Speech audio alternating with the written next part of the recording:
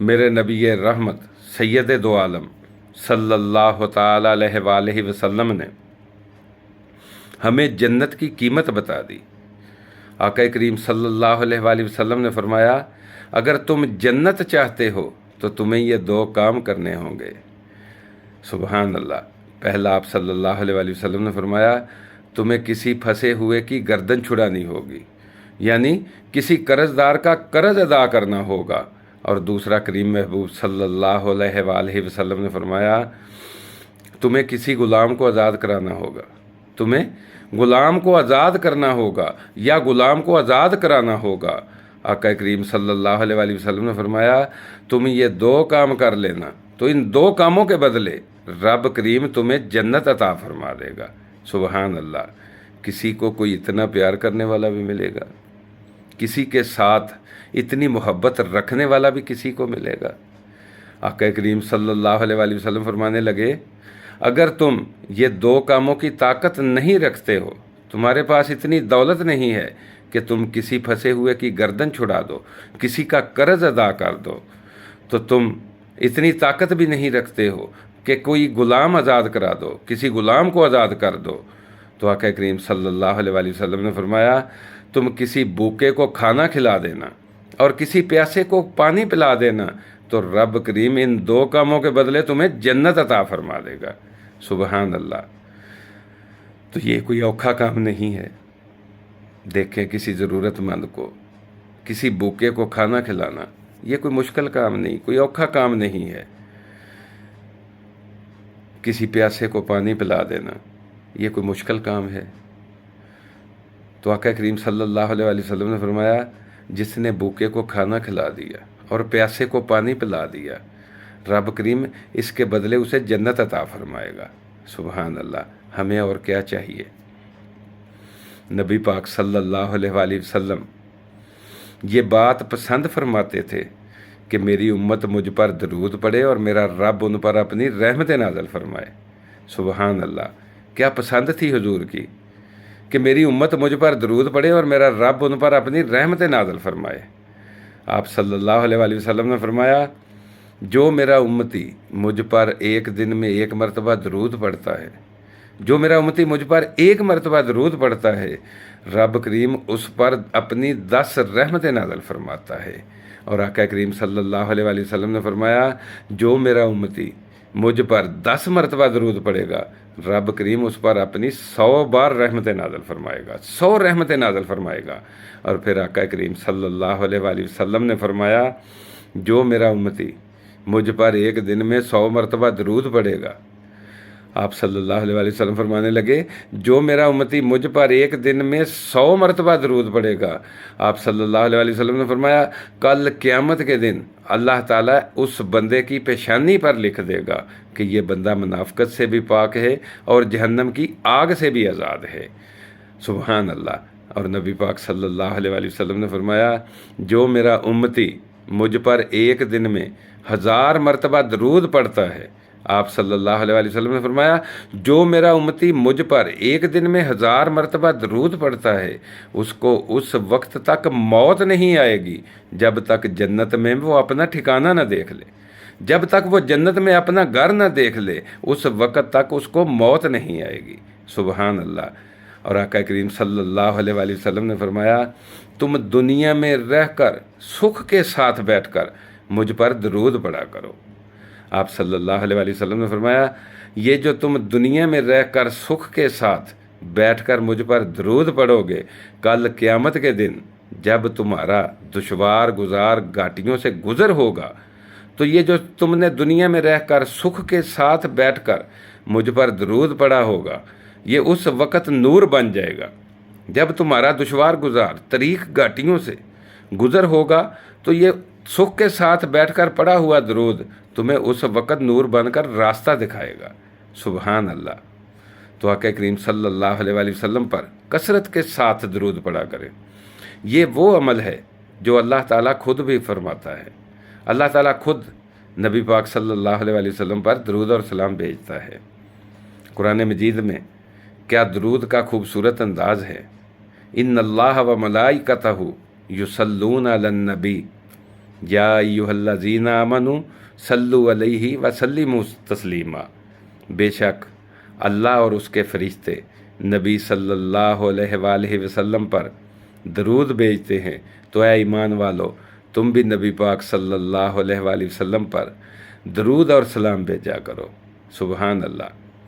हज़रत उमर रज़ी अल्लाह ताला अन्हो फरमाया करते थे कि मेरे पास दुआओं की कबूलियत का एक नुस्खा है। किसी ने अर्ज़ की, हुजूर वो नुस्खा हमें भी बता दें। तो हज़रत उमर रज़ी अल्लाह ताला अन्हो ने फरमाया कि मैं जब भी दुआ मांगता हूँ, दुआ मांगने से पहले नबी सल्लल्लाहु अलैहि वसल्लम पर दरूद पढ़ता हूँ और उसके बाद दुआ मांगता हूँ, और दुआ मांगने के बाद फिर नबी पाक सल्लल्लाहु अलैहि वसल्लम पर दरूद पढ़ता हूँ। हज़रत उमर रज़ी अल्लाह ताला अन्हो ने फरमाया क्योंकि दरूद शरीफ वो चीज़ है कि जिसको अल्लाह ताला ने ज़रूर कबूल करना है, और जब दरूद पढ़कर हम दुआ मांगेंगे और आखिर में भी दुआ मांगेंगे तो कैसे हो सकता है कि रब करीम दुआ को कबूल फरमाए, दरूद को कबूल फरमाए और दुआ को छोड़ दे। तो ये दुआओं की कबूलियत का नुस्खा है।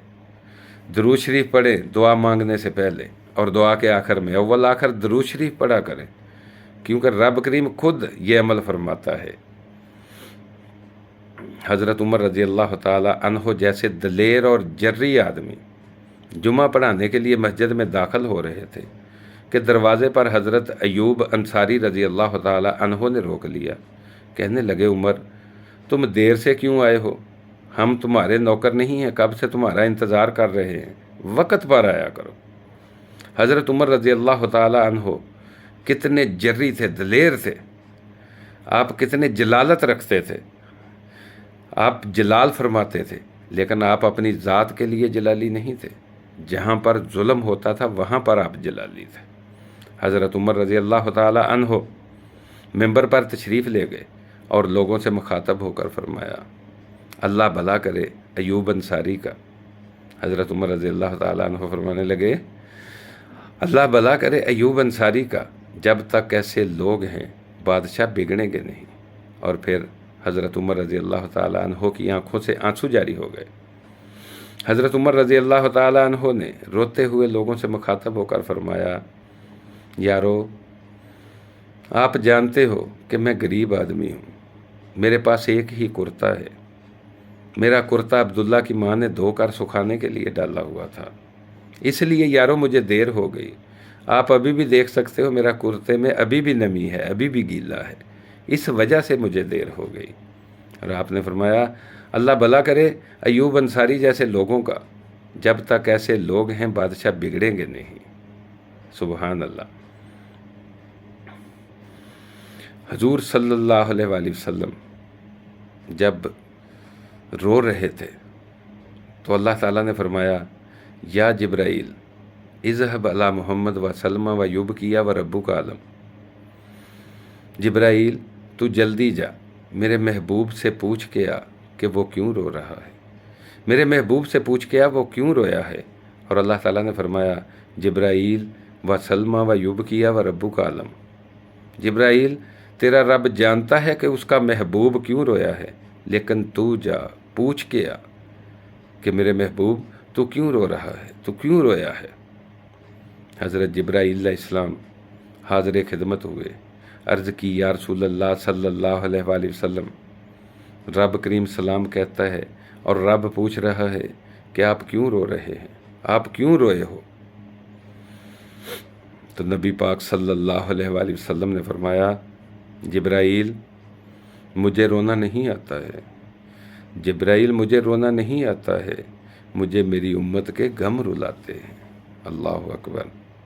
तो हज़रत जिब्राइल अलैहिस्सलाम वापस गए, अर्ज़ की, या अल्लाह वो तो उम्मत के गम में रो रहे हैं, वो तो उम्मत के गम में रो रहे हैं।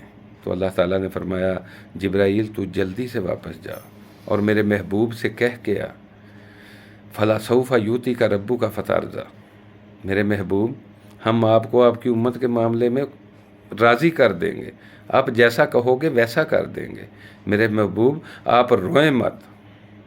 अल्लाह अकबर।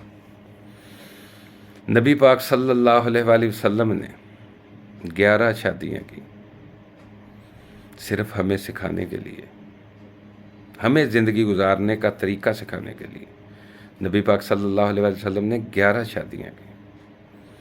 سب سے بڑا رشتہ جو ہے وہ خاوند اور بیوی کا ہے، خاوند اور بیوی کا سب سے بڑا رشتہ ہے، اور سب سے مقدس رشتہ ماں باپ کا ہے۔ لیکن بیوی اور خاوند کا رشتہ سب سے بڑا رشتہ ہے۔ اگر یہ رشتہ ٹوٹ جائے، اس میں دراڑ آ جائے تو نسلیں برباد ہو جاتی ہیں۔ آقا کریم صلی اللہ علیہ وآلہ وسلم نے 11 شادیاں کی، اور نبی پاک صلی اللہ علیہ وآلہ وسلم نے فرمایا مجھے اللہ تعالیٰ نے جہاں کہا اور جس سے کہا میں نے شادی کی۔ جب اللہ کو دیکھ لیا تو پھر عورت کی طلب تو نہیں رہتی۔ نبی پاک صلی اللہ علیہ وآلہ وسلم نے فرمایا مجھے میرے اللہ نے جہاں کہا وہاں میں نے اس سے شادی کی، اور میں نے اپنی بچیوں کی شادی بھی اللہ کے کہنے پر کی۔ اللہ نے جہاں کہا اس کے ساتھ کی۔ اللہ اکبر۔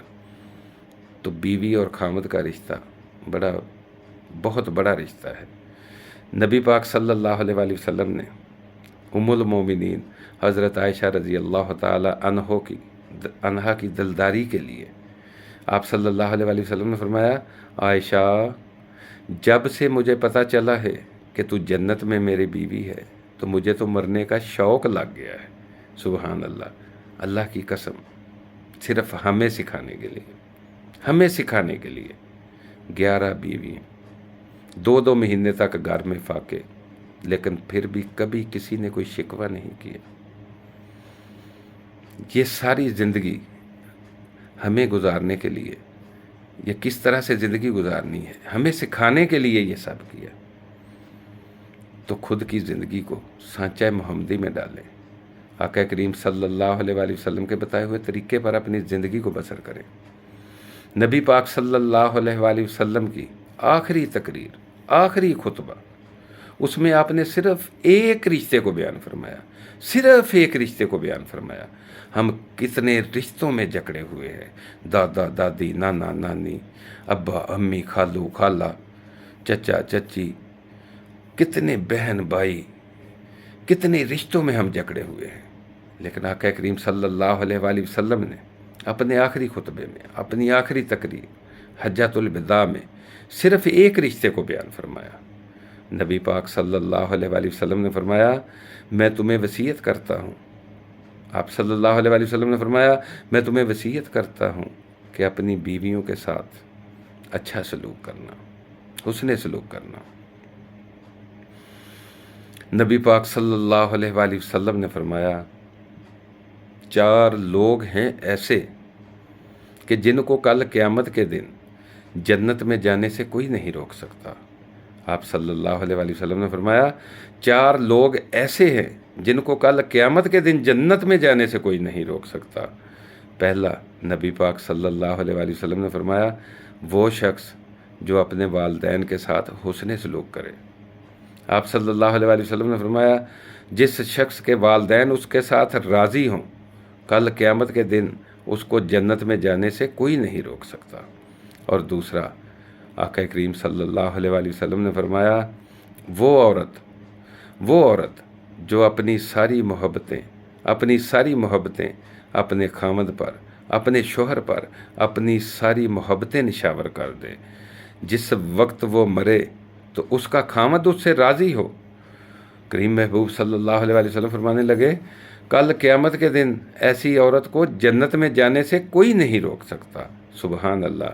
اور تیسرا، نبی پاک صلی اللہ علیہ وآلہ وسلم نے فرمایا وہ شخص جو ایک بار گناہوں سے توبہ کر لے پھر ساری زندگی برائی کی طرف نہیں لوٹے، ایک بار توبہ کر لے تو پھر ساری زندگی گناہ نہیں کرے، برائی کی طرف نہیں پلٹے۔ اور چوتھا، نبی پاک صلی اللہ علیہ وآلہ وسلم نے فرمایا وہ شخص جس کا رزق تنگ ہو، اس کی اولاد ہو، بچے ہوں، اس کو زیادہ رزق کی ضرورت ہو، اس کا رزق تنگ ہو، آپ صلی اللہ علیہ وآلہ وسلم نے فرمایا وہ تنگ رزق ہونے کے باوجود ساری زندگی اپنے بچوں کو حرام کا لقمہ نہ کھلائے۔ آقا کریم صلی اللہ علیہ وآلہ وسلم نے فرمایا ایسے شخص کو کل قیامت کے دن جنت میں جانے سے کوئی نہیں روک سکتا۔ सुबहान अल्लाह।